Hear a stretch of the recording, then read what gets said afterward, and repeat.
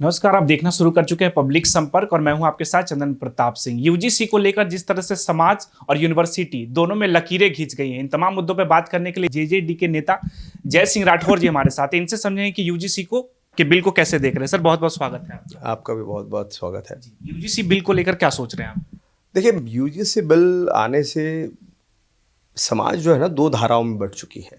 एक बार अब लगातार इसका जो है विरोध हो रहा है। तो मेरा मानना है कि इस बिल के अंदर संशोधन होना अति आवश्यक है और ऐसे काले कानून से देश में लगातार विद्रोह बढ़ रहा है।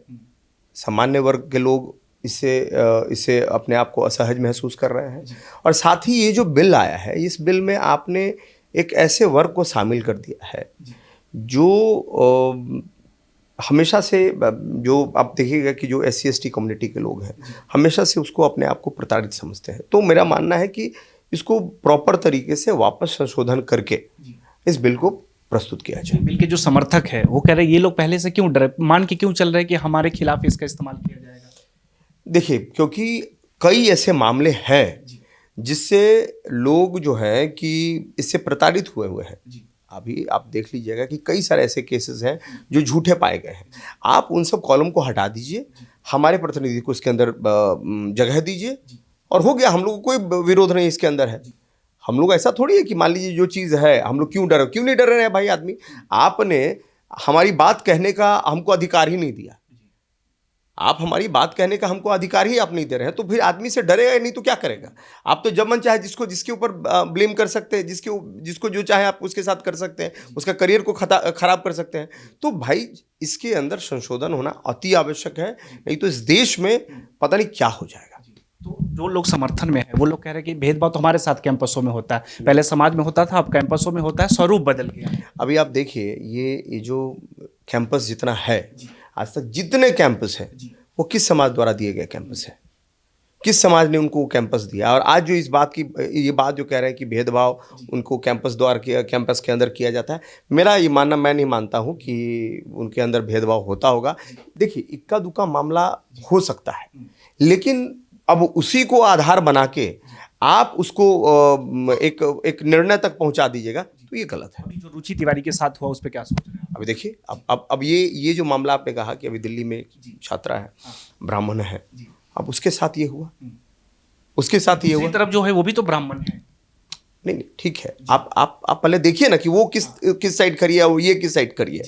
मसला है कि आप जिस तरीके से ये जो कांड हो रहा है, लगातार किसी को प्रताड़ित किया जा रहा है, और आप किसी को जन्म के आधार पर कैसे क्रिमिनल मान सकते हैं कि इस कुल में या इस जाति में जन्मा है तो वो जन्मजात क्रिमिनल है? इनके पूर्वजों ने हमारा शोषण किया है, इसलिए नफरत की निगाह से। देखिए, आप एक बात बताइए।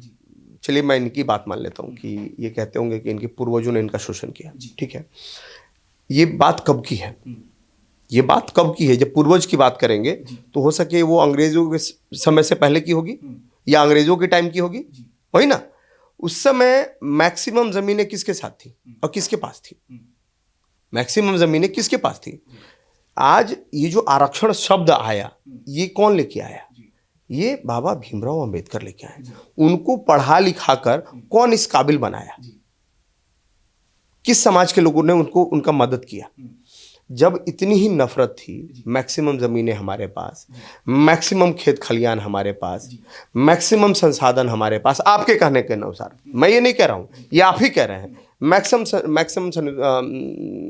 संसाधन हमारे पास, तो हमको अगर इतनी नफरत होती तो क्या आपको हम जीने देते?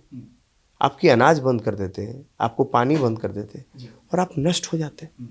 लेकिन हमने आपको सहर्ष स्वीकार किया, आपको अपने साथ बसाया, आपको अपने साथ रखा, और आपकी समानता की लड़ाई को लड़ते लड़ते आज हमारी स्थिति ये हो गई है। आक्रमणकारियों से लड़ते लड़ते आज हमारी स्थिति ये हो गई है। हम चंद बचे हैं, क्योंकि जब जब देश में आक्रमण हुआ है, जब जब देश में कुछ से कुछ हुआ है तो हम ही लड़े हैं, कोई और तो लड़ा नहीं है। आप चाहे अंग्रेज से बात कर लीजिए, मुगल से बात कर लीजिए, या जिससे भी बात कर लीजिए, यही विशेष वर्ग लड़ा है, और तो कोई लड़ा नहीं है। और जो लड़ेगा उसकी जनसंख्या तो स्वतः कम हो जाएगी। वर्तमान में कलम की लड़ाई है, वो अतीत है तलवार की लड़ाई। देखिए, अगर इतिहास कलम से लिखा जाता तो तलवारों का कोई काम नहीं होता।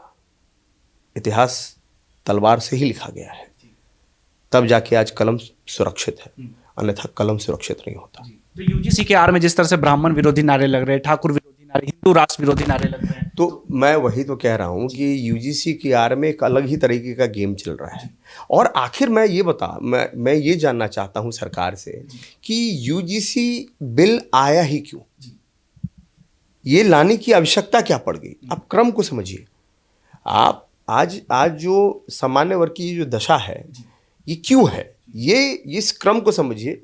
जब संविधान लागू हुआ था तो 10 वर्षों तक आरक्षण लागू था, ठीक है, कि बाबा भीमराव ने कहा था कि भाई 10 वर्षों तक आरक्षण लागू होगा, और इसमें उनको लगता था कि भाई इसके अंदर जो समाज जो है एक बराबरी स्थान पा लेगा। लेकिन हम लोग तो इतने अयोग्य निकले कि मतलब 10 वर्षों में उनका ही सपना पूरा नहीं कर पाए, और आज इसको 70 वर्ष हो गया, हम फिर भी कुछ नहीं बोले, कोई बात नहीं। उसके बाद आप आगे आइए, ओबीसी को आरक्षण मिला 27%, हमने फिर भी कुछ नहीं बोला, चलिए आगे आइए। उसके बाद यूनिवर्सिटीज में आरक्षण मिला, हमने फिर भी कुछ नहीं बोला, आगे आइए। अब यूजीसी आ गया और आप चाहते हैं कि हम अभी मौन रहे हैं, तो कल को आप एक और एक्ट लाएंगे, इससे भी काला कानून लाएंगे, जिसका नाम होगा लैंड रिफॉर्मिंग एक्ट। तो आपके अनुसार आरक्षण हटा देना नहीं, मैं ये नहीं कहता हूं कि आरक्षण हटा देना चाहिए। अगर योग्य लोगों को आप आरक्षण के हिसाब से दबाइएगा, योग्य लोगों को, तो फिर समझिए कि हमारे देश की क्या हालत हो जाएगी। राजद के कई ओबीसी नेता ये कह रहे हैं कि इसको 65% से 85% हम कहते हैं 100% कर देना चाहिए। वो नेता क्या कह रहे हैं, हम तो कह रहे हैं कि 100% कर देना चाहिए आरक्षण को। और आप अपने लिए एक, जितने ओबीसी अपने आप को जो कह रहे हैं कि हम ओबीसी नेता हैं, हम दलितों के नेता हैं, ठीक है, आप एक काम कीजिए, आप अपने लिए एक देश ही बना लीजिए, ठीक है, जहां आप ही आप रहेंगे, हमसे कोई दिक्कत ही नहीं होगी, और हमको 5 गो राज्य दे दीजिए, हम उसी में अपना देश बना लेंगे। देश तो स्वर्ण मांग कर रहे हैं, तो आप सहमत है? बनना चाहिए, एकदम होना चाहिए। हम तो कह रहे हैं कि आप हमको अलग कर दो, दे दो केवल 5 ग्राम, हम खुशी से वहीं खाएंगे, ना आस परिजनों पे उठाएंगे, ठीक है। हमको आप अलग ही कर दो ना, हमसे जब इतनी ही तकलीफ है तो हमको अलग कर दो। हम क्यों, हम आपको, ना हम आपके साथ रहेंगे, ना हम आपको प्रताड़ित करेंगे, सिंपल सी बात है। भाजपा की जो खेमा इस पे खामोश क्यों है? कानून मंत्री कुछ नहीं बोल रहे, शिक्षा मंत्री ये बात तो भाजपा के लोग जाने, ये भारतीय जनता पार्टी के सिपाही, भारतीय जनता पार्टी के मंत्री लोग जाने कि वो क्यों नहीं बोल रहे हैं। उनको पद की लालसा है, प्रतिष्ठा की लालसा है, कि किस चीज़ की लालसा है और किस चीज़ के लालच में वो ये बात नहीं कह रहे हैं।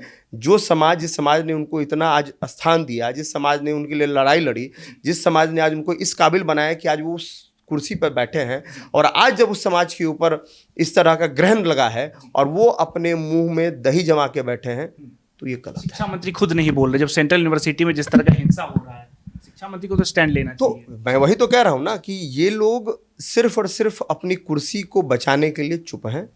मेरा मानना है कि ये जनता सब देख रही है, और आने वाले समय में जिस तरीके से आप देखिएगा कि कांग्रेस ने जब स्वर्णों का विरोध किया तो लोग बीजेपी की तरफ शिफ्ट हुए, और बीजेपी को मेजोरिटी में से आज जगह मिली है, और आज फिर ये लोग वही काम कर रहे हैं जो कांग्रेस ने किया था। तो जो एक मुझे चंद्रशेखर जी का एक उनका दोहा है, एक जो कविता है, उन्होंने जो पार्लियामेंट में कहा था कि जिन हाथों में शक्ति भरी है राज तिलक देने की, उन हाथों में ही ताकत है सर उतार लेने की। तो जो हाथ आपको राज तिलक दे सकता है, वो हाथ आपको गद्दी से नीचे भी उतार सकता है, ये याद रखिएगा। स्वर्ण समाज में भी जिन्हें नेता बनाया है वो भी खुलकर बोल नहीं रहे। आपके पार्टी का भी स्टैंड खुलकर नहीं आया। जो आपके नेता तेज प्रताप यादव, उन्होंने भी अपना स्टैंड क्लियर, नहीं, उन्होंने तो अपना स्टैंड क्लियर कर लिया। वो तो यूजीसी का समर्थन कर रहे हैं, वो तो यूजीसी का। आप एक बात बताइए, वो अपने आप को कहते हैं हम पिछड़ों के नेता हैं, ठीक है, वो लालू जी के बेटे हैं, लालू पार्ट 2 है वो, ठीक है। तो जो आरजेडी की मानसिकता है, जो उनकी विचारधारा है, उसको वो कैरी फॉरवर्ड कर रहे हैं, उसको आगे लेके चल रहे हैं वो। तो हम तो उनको वीर मानते हैं, हम तो उनको कहते हैं कि कम से कम वो स्टैंड लिए, बाकी हमारे समाज के तो लोग कोई स्टैंड नहीं ले पाए। और मैं जिस समाज से आता हूं, ये तो मेरा नैतिक कर्तव्य बनता है कि मेरा समाज पहले है। अटल बिहारी वाजपेयी जी ने कहा था कि कि पार्टियां आएंगी, पार्टियां जाएंगी, सरकारें बनेंगी, सरकारें गिरेंगी। ये देश एक रहना चाहिए, और इस देश को एक करने में हम लोगों ने कितने रक्त बहाए हैं, हम लोगों ने कितने रियासतें दे दी हैं, हम लोग कितने जमीन दे दिया है इस देश को एक करने में। लेकिन आज इस लोकतंत्र की आड़ में लोग वही काम कर रहे हैं।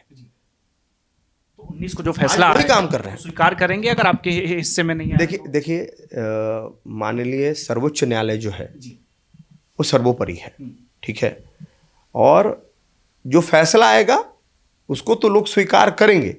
लेकिन मेरा मानना है कि इसमें संशोधन हो और उन तमाम लोगों को स्थान मिलना चाहिए जो वाकई में शोषित हैं, वंचित हैं, उनको स्थान मिलना चाहिए, ठीक है।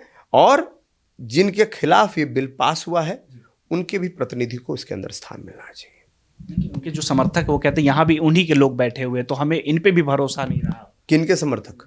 किनके समर्थक? बिल को कोर्ट की बात करते हैं कि कॉलेजियम सिस्टम के तहत इन्हीं के लोग जाकर बैठे हुए। हाँ, तो अब देखिए क्या है, अभी तो मानसिकता ऐसी हो गई है लोगों की, अब तो कल को ये भी कहेंगे कि भाई बरसों से परंपरा जो है, शादी की परंपरा है घोड़ा पर चढ़ के आने की, ठीक है, घोड़ा पर से घोड़ा को एकदम हटा देना चाहिए, अब गधा लाना चाहिए, क्योंकि परंपरा रही है वर्षों से, वही लोग इस पे चढ़ते थे, इसी पर चढ़ के शादी ब्याह करते थे, तो घोड़ा हटा देना चाहिए, गधे पे शादी होना चाहिए। ये कोई मतलब है? ये कोई तर्क थोड़ी है। तर्क ये है कि काबिलियत के अनुसार काबिलियत होनी चाहिए, बैठे काबिल जो होंगे वो बैठे इस पे। अरे तो आप एक बात बताइए, आज ये जो अभी एक संशोधन हुआ है जिसमें 4 नंबर लाने वाला आदमी वो सर्जन बन जा रहा है, उसके अंदर कितनी काबिलियत होगी? वो उसके, मैं तो बोलूँगा कि उसके माँ बाप उसके साथ उससे इलाज करवाएंगे, उससे इलाज करवाएंगे उसके माँ बाप, सवाल ही नहीं है। तो आप समाज को मजबूत कर रहे हैं। हम तो कहते हैं कि फ्री में बांट दीजिए, हाँ भैया हम इस समाज से हैं, जाओ जी तुम इंजीनियर, हाँ भैया हम इस समाज से हैं, जाओ जी तुम डॉक्टर। एग्जाम लेने की भी क्या आवश्यकता है? समझ रहे हैं? एग्जाम लेने की आवश्यकता ही नहीं है, आप आराम से बना दीजिए सबको जो बनाना है, कोई फर्क नहीं पड़ता है हम लोगों को। लेकिन आप ये समझिए कि योग्यता के आधार पर ही चीज़ें होती हैं। अगर कल को आप ये बताइए, अभी तो क्रिकेट भारत पाकिस्तान का मैच चल रहा था, ठीक है, अब इसके अंदर अगर आरक्षण होता, 85% आरक्षण होता, पिछड़ों को, दलितों को, सबको आरक्षण दे दिया जाता, और आरक्षण के आधार पर अगर ये खेल होता तो क्या हालत होती है हमारी? जो सबसे कमजोर टीम है कौन है? सबसे कमजोर टीम कौन है भाई? भारत की सबसे कमजोर टीम कौन सी है? राज्य की बात कर रहे हैं हम तो भारत की बात कर रहे हैं। हाँ, भारत में सबसे कमजोर टीम कौन है? सॉरी, देश में सबसे ज्यादा कमजोर टीम कौन है पूरे वर्ल्ड में? हाँ, कौन है सबसे ज्यादा कमजोर टीम? हाँ, जो भी कमजोर टीम है, पता चलेगा आप उससे भी हार गए, उसमें भी आरक्षण। आप समझिए ना, अब जो मान लीजिए जो 120 की रफ्तार से बॉल फेंक रहा है, आई 20 की रफ्तार से कोई बॉल फेंकने वाला है, क्योंकि वो आरक्षित है, तो क्या होगा आपके साथ? क्योंकि बाहर देशों में आरक्षण लागू नहीं ना है, आपके देश में आरक्षण लागू है। आप देश में आरक्षण लाके देखिए, मैं इसका कोई विरोध, सालों से आरक्षण है, कुछ लाभ आरक्षण का हुआ आपके अनुसार? मेरे हिसाब से अमीर ही अमीर बनता गया, गरीब गरीब बनता चला गया। आरक्षण का जिस तरीके से लाभ होना चाहिए, जो सिस्टम बनना चाहिए, जो बाबा भीमराव अंबेडकर साहब ने बनाया था, वो उस सिस्टम के विरुद्ध राजनीति होने लगी। उन्होंने कहा था कि जो अमीर बन जाएंगे या जो एक स्थान पे पहुंच जाएंगे, वो उसको छोड़ के अपने नीचे वालों को आगे बढ़ाएंगे। लेकिन ऐसा तो हो नहीं रहा है, गरीब गरीब ही रह गया और जो अमीर है वो अमीर होता जा रहा है। यूजीसी के आड़ में जिस तरह से भूरा बाल साफ करो का नारा लगा, उधर दिल्ली में लगे तिलक तराजू के नारे लगे, लेकिन स्वर्ण समाज के जितने भी जो तथाकथित नेता है वो सब खामोश है इन मुद्दों पे। देखिए, मैं तो लगातार कह ही रहा हूँ कि भाई सब लोग अपना वोट देख रहे हैं कि भाई मेरा वोट खराब ना हो जाए। अब हमने तो सोच लिया है कि हमको वोट से मतलब नहीं है, हमको समाज से मतलब है। पहले समाज रहेगा तब ना वोट चुनाव होगा। जब समाज रहेगा तभी ना, समाज रहेगा, देश रहेगा तभी चुनाव होगा, इलेक्शंस होंगे। नहीं तो यहाँ भी हालात क्या कहते हैं, वो श्रीलंका और नेपाल जैसे हो जाएंगे। तो सबसे ज़रूरी है कि हमें एक सही तरीके की सरकार चाहिए। आज भी देखिए कि आज स्थिति ऐसी है कि एक सरकार जो है मेजॉरिटी में नहीं आ पाती है, एक सरकार मेजॉरिटी में नहीं है, पूरा एक गठबंधन बनता है तब जाके सरकार आती है मेजॉरिटी में। बेहतर लोकतंत्र में होना भी नहीं चाहिए, फिर वो तो तानाशाही में बदल जाता है। नहीं नहीं नहीं, आप इससे पहले भी आप जाके देखिए ना, जी आप इससे पहले जब जब राजा का काल था या राजा का समय था, तो उस समय थे कि नहीं लोग, कई लोग एक सिस्टम में थे, और इससे बेहतर सिस्टम उस समय था, इससे जल्दी न्याय मिलता था। आज आपका ज़मीन का कोई कब्जा कर ले, आपको पानी छूट जाएगा, अपना ही ज़मीन को सही बताने में आपकी हालत ख़राब हो जाएगी, कितने भी करे कानून ले आए लोग। लेकिन आज अगर आपका ज़मीन गलती से कोई उसका रसीद कटवा ले, सिर्फ रसीद कटवा ले, तो आज आपको ही आपके ज़मीन की लड़ाई लड़ने के लिए कई साल लगेंगे, कोई नहीं जानता है। अंत में आपको कॉम्प्रोमाइज़ करना पड़ेगा और उसको लाखों करोड़ रुपया देना पड़ेगा, तब जाके आपकी प्रॉपर्टी बचेगी। सिस्टम कैसे? यही सिस्टम है, ये सिस्टम ऐसी है। तो जो भाजपा कहती थी जो बटेंगे वो कटेंगे, वही आज बांटने वाली कानून लाकर क्या? ये बीपी सिंह पार्ट 2 बनने जा रहे हैं और बनाने की कोशिश कर रहे हैं। बीपी सिंह जी ने जो किया, मैं नहीं कहता हूं कि उन्होंने बुरा किया, लेकिन समाज को बांटने की राजनीति नहीं होनी चाहिए। मैं यही कहता हूं, समाज को एकजुट करने की राजनीति होनी चाहिए। अभी का समय है कि समाज को कैसे आप एक धागे में पिरो के रखें, ये बात होनी चाहिए। समाज को तोड़ने वाली राजनीति मत कीजिए। बहुत मुश्किल से ये समाज एकजुट हुआ है, इसको वापस तोड़ के तहस नहस मत कीजिए, मैं ये कह रहा हूँ। अगर पार्टी अपना स्टैंड क्लियर कर ले तो आप इसी पार्टी में भविष्य देखेंगे या फिर कहीं और भविष्य तबाह? अब पार्टी ने तो स्टैंड क्लियर कर ही लिया है अपना, वो तो यूजीसी के समर्थन में है ही। तो अब जब समर्थन में है और हम हैं यहाँ, अब हमने भी तो अपना स्टैंड क्लियर ही किया है कि भाई हम तो विद्रोह करेंगे, अब विरोध करेंगे, एकदम करेंगे। क्योंकि भाई जब तक एक सही नेता होने के नाते सबको समानता का अधिकार दिलाना हमारा भी कर्तव्य है कि हर जाति धर्म के लोगों को समान अधिकार दिलाना हमारा कर्तव्य है, चाहे वो दलित समाज से हो या ओबीसी वर्ग से हो या सवर्ण समाज से हो। सबको एक जगह पे लाके ही सबका उद्धार हो सकता है। ऐसे तोड़ के राजनीति नहीं हो सकती। तो सबका साथ सबका विकास का नारों में है, ये बात तो नारों में है ना। जमीन पे तो आप ही देख लेंगे, यूजीसी ले आए वो, कल को लैंड रिफॉर्मिंग एक्ट ले आएंगे। अब लैंड रिफॉर्मिंग एक्ट लाएंगे तो पता है क्या होगा, कहेंगे कि जिसकी जितनी संख्या है उसके आधार पर उनको जमीन दे दिया जाए। आपके बाप दादा ने जितनी जमीनें बचाई वो सारा नष्ट हो जाएगा, वो सब खत्म हो जाएगा, तब आप क्या करेंगे? और ये एकदम हो सकता है ऐसा। जब मुगल थे ना, तो मुगल सोचते थे कि अरे हमारा ज़मीन कौन लेगा, हम तो यहीं के, हम यहीं रह गए। अंग्रेज़ आए, उन्होंने उनकी सारी ज़मीनें ले ली। जब अंग्रेज़ रहे तो अंग्रेज़ों ने सोचा कि तो पूरा देश क्या, जहाँ जहाँ चाइना वाइना सब जगह ये हमारा सब जगह है। अंग्रेज़ ने भी जगह को छोड़ दिया। और उस समय राजा रजवाड़ा थे, तो राजा रजवाड़ा सोचते थे हमारा तो सिस्टम ही है। सरदार वल्लभ भाई पटेल आए और सबका ज़मीन ले लिया और बोला कि एक भारत बनेगा। हुआ ना? तब ये काम भाजपा करेगी। अब कौन करेगा नहीं करेगा पता नहीं, लेकिन जिस तरीके की राजनीति हो रही है और एक समाज को ऐसे साइड करके किया जा रहा है कि हाँ भाई तुम्हारा हमको कोई काम ही नहीं है, लेकिन वो इस बात को भूल रही है कि ये समाज सदैव लड़ने वाला समाज रहा है। वो बड़ा गाना आजकल फेमस चला है कि भगवान जी के भाला, नहीं लाला जी के लिखल पढ़ल, भगवान जी के भाला आ बाभन भूमियार के चुप रहल, बाद में बुझाला। तो बाद में बुझाएगा सरकार को, समझे? तो देखिए, रुचि तिवारी पे हमारी बात हो रही थी। रुचि तिवारी जिस तरह से जाके वहाँ पे नारे लगा रही थी कि इनको पानी नहीं मिला, पानी नहीं मिला, तो ये भी एक तरह से गलत है ना कि किसी के आंदोलन को आप जाकर कमजोर कर रहे हैं। दूसरे पक्ष की बात नहीं हो रही है। किसने कहा कि इनको पानी नहीं मिला? वीडियो में दिख रहे हैं, जाकर बात कर रही है वो। क्या करेगी? इनको पानी नहीं मिला? कब की बात है ये? जो वीडियो उनका वायरल हो रहा है। तिवारी की उम्र कितनी है? कितनी उम्र है उनकी? तो 22-23 साल की लड़की। 23 साल की लड़की है। 23 साल की लड़की वो कहे कि पानी नहीं मिला है, जब जो बच्ची 23 साल की है, यानी वो कब पैदा हुई होगी? हमको लगता है कि पूर्वजों पे कमेंट कर रही थी कि आपके पूर्वजों को जो एलिगेशन लगा रहे हैं कि आपको पानी नहीं मिला है, वो लोग हैं। तो दूसरे पक्ष की बात नहीं हो रही है, लोग उनके साथ सिंपैथी दे रहे हैं कि उसके साथ जिस तरह से हिंसा हो रही है, लेकिन दूसरे पक्ष की बात नहीं हो रही।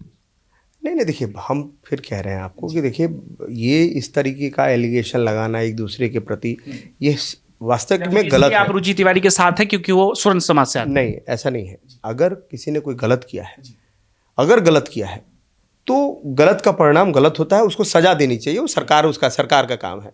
आप अपने हाथों में कानून नहीं ले सकते, ठीक है। तो बाहर जो स्वर्ण समाज के बच्चे नारे लगा रहे थे देश के गद्दारों को, उसके आगे और भी लाइनें, तो वो भी गलत है आपकी नजर में? कौन बोला कि देश के गद्दार? कौन है देश के गद्दार? अगर देश के साथ अगर कोई रह के अगर कोई गद्दारी कर रहा है, अगर देश में रह के अब देश के साथ गद्दारी कर रहे हैं, तो गद्दारे ना हुए आप देश को एक साथ ना करिएगा कि देश को तोड़ने की बात करिएगा। यूजीसी का विरोध कर रहे हैं ना, यूजीसी के समर्थन में, तो लोकतांत्रिक अधिकार तो उनका भी है विरोध करने का। ये देखिए, आप पहले इसको पढ़िए कि लोकतांत्रिक अधिकार क्या है, ठीक है। संविधान के वॉल्यूम 3 के 12 से लेकर 36 तक लोगों के अधिकार तय किए गए हैं, और आपके अधिकार कौन कब ले सकता है और आपके अधिकार का क्या क्या इस्तेमाल हो सकता है। पहले उन बच्चों को बोले कि तुम पढ़िए आप। देखिए, मसला क्या है कि कुछ भी बोलने की आज़ादी तो सबको है। अब अगर कोई और गाली दे आपको, तिलक तराजू और तलवार इनको मारो जूते चार, तो ये अच्छा है? बिल्कुल नहीं है। ब्राह्मण भारत छोड़ो, ये अच्छा है? बिल्कुल नहीं है। तो मसला क्या है कि अगर आप एक पक्ष देख रहे हैं तो दूसरा पक्ष भी तो देखिए, दूसरा पक्ष भी तो देखिए। कितना सारा तो हम अभी अफजल तेरे कातिल जिंदा है, हम शर्मिंदा हैं, तो ये सब क्या है? ये सब क्या है? अपने देश में क्या हो रहा है? हम किस दिशा में जा रहे हैं? मसला ये है कि हमारे ही यहाँ पे अभी एक जिसको कहते थे कि भारत के बिहार के लेनिन हुए, उन्होंने तो ऐसे नारे दिए कि अब की सावन भादों में गोरी कलाइयाँ कादों में। ये क्या है? मसला ये है कि आप अगर ऐसे नारे दो तो आप माननीय नेता बन जाते हो, और कोई इसका विरोध करे तो वो क्रिमिनल बन जाता है। ऐसा नहीं होगा, ऐसी नीति नहीं होनी चाहिए। नीति दोनों तरफ बराबर होनी चाहिए, ठीक है, और तभी समानता इस देश में आएगी। इस देश में समानता लाने का सिंपल तरीका है, आप उनको जो स्थान दे रहे हैं, आज ये बांटने वाला यूजीसी जो नियम आया, ये सबसे बड़ा गलत डिसीजन था, ये आना ही नहीं चाहिए था। भाजपा पे लगता है इसका प्रभाव पड़ेगा कुछ? निश्चित प्रभाव पड़ेगा। अगर इसके अंदर संशोधन नहीं हुआ तो निश्चित प्रभाव पड़ेगा। बंगाल चुनाव है, यूपी में चुनाव है। मैं कह तो रहा हूँ, निश्चित प्रभाव पड़ेगा। अगर इसके अंदर संशोधन नहीं हुआ तो निश्चित प्रभाव पड़ेगा। तो यूजीसी को लेकर आप अपनी राय बताइए। आप सुन रहे थे जय सिंह राठौर जी के, इनके वक्तव्य से आप कितने सहमत है, असहमत है, वो भी बताइए। धन्यवाद।